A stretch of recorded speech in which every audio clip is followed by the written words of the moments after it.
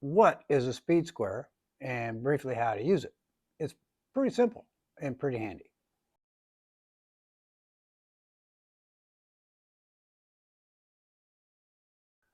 A speed square is a device that some really smart guy invented to replace one of these, a framing square, right? Well, why did they replace it? Well, this doesn't fit in your pocket or your tool belt.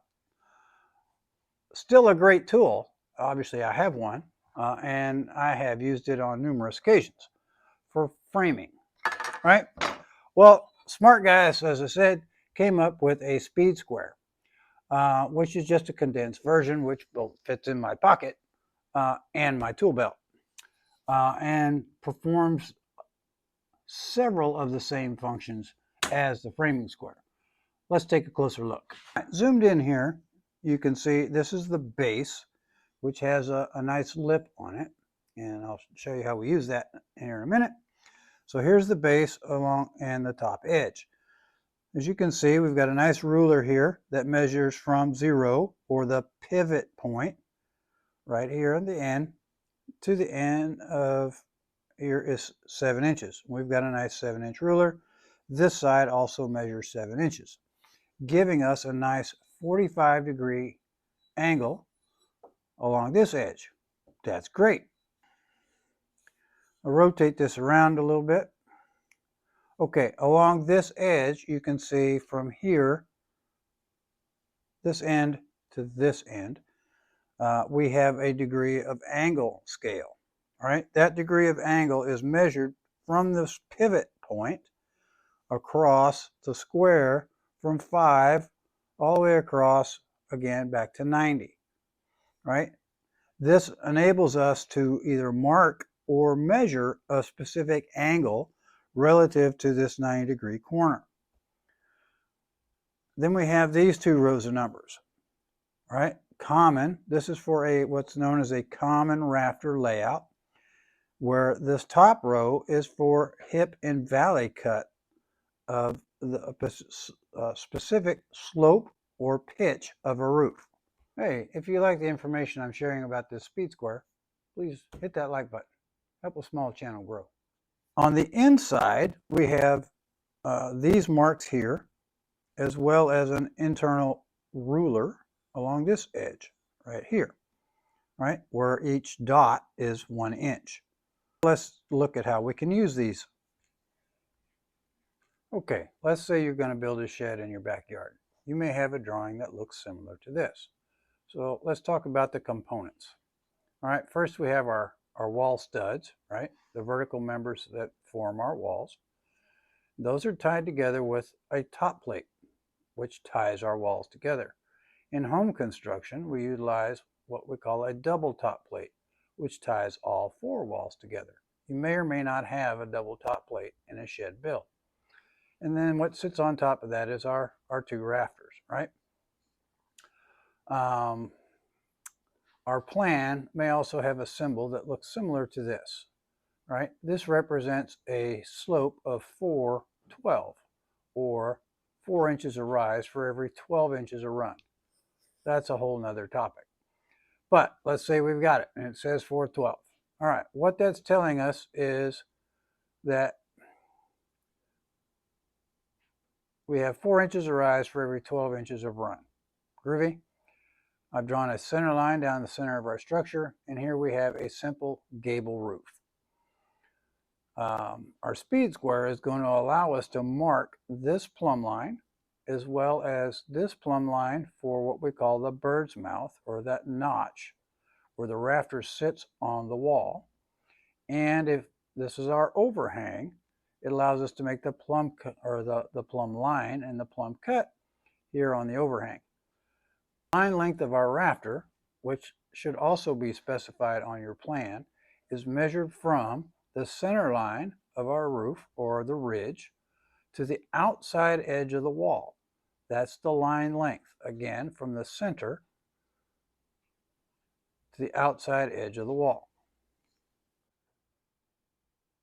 So let's put our speed square into action. Here I've got a simple 2x6 piece of pine from the box store, and here's my speed square. So let's just say I want to make a perfectly 90-degree cut on the end of my board.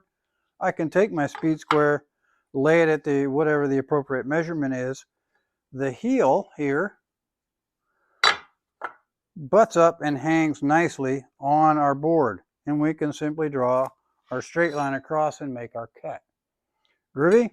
Now, let's say I wanted to cut something at an odd degree, right? Say I want to cut it at 50 degrees, all right? Using my pivot point here on the corner, I can figure out where that 50 degrees is. I could make a mark here and then simply draw that angle. That will give me a 50-degree cut. Right on? All right, that's the easy part. I need to measure something that's 5 inches. I can mark it, draw my line, 5 inches. Easy stuff. Now let's look at this. Let's say I want to draw a line parallel to this edge at 1 inch. I can simply set that hook again on the base, stick my pencil in that 1 inch mark and slide it down. That's going to give me a nice parallel line to this edge. Easy stuff. Handy tool. Okay, now let's get back to our layout. In order to do that here on our 2x6 or our rafter, I'm simply going to take the speed square out here on the end of the board at the pivot point, and I'm going to rotate that. I'm going to rotate from the pivot point until the fore of the common rafter is in line with the top edge of the rafter. From there, I just simply draw that line, giving us the appropriate angle that we need to cut for the plumb cut at the ridge. Next, we take our tape measure from that same point, the line length of our rafter. In this case, I'll just say it's 12 inches, and I'm going to make a mark. Take my speed square again, place that pivot point on my mark, again rotating it around until the fore of the common rafter is in line with the top of the rafter, and I'm going to draw that line. Then from there, whatever our overhang is for a shed, we'll just say it's 12 inches, and for that I'll just go 4.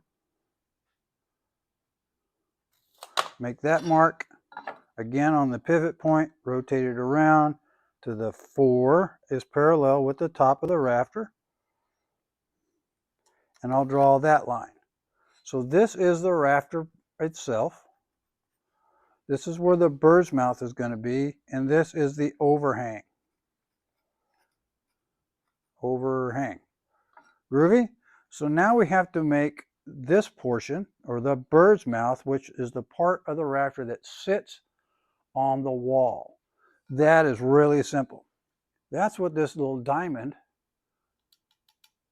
in our speed square is utilized for. Simply take our speed square, flip it over, and then we're going to align this diamond. We're just going to slide the pivot point down the bottom edge of the rafter until the diamond lines up with this plumb line. So the line goes through both points of the diamond. We can draw this line across that way. That perfectly forms the bird's mouth for the slope that we have chosen. In this case was 412.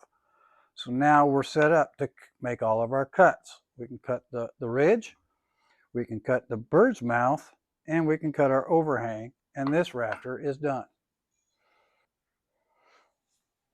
Okay, the last little trick. You can, if you don't have a steady hand with a skill saw and can cut a straight line, you can use your speed square as a guide, simply by hooking it on the board itself, lining up your saw, and then holding the square in place to use that allows the foot of the saw to ride along the edge, allowing you to make a perfectly straight cut across your board. You could also do it for these plumb cuts, but you would need to clamp it at the appropriate slope angle. Clamp the speed square to your board and it will work the same way. And there you have it, the basic functions of a speed square. Hope you found this video useful. We'll see you down the road.